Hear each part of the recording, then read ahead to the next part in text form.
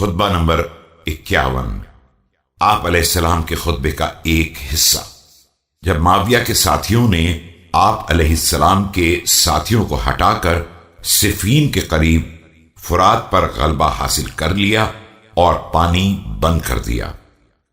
بسم اللہ الرحمن الرحیم۔ دیکھو، دشمنوں نے تم سے غذائے جنگ کا مطالبہ کر دیا ہے۔ اب یا تو تم ذلت اور اپنے مقام کی پستی پر قائم رہ جاؤ، یا اپنی تلواروں کو خون سے سیراب کر دو اور خود پانی سے سیراب ہو جاؤ۔ در حقیقت موت ذلت کی زندگی میں ہے اور زندگی عزت کی موت میں ہے۔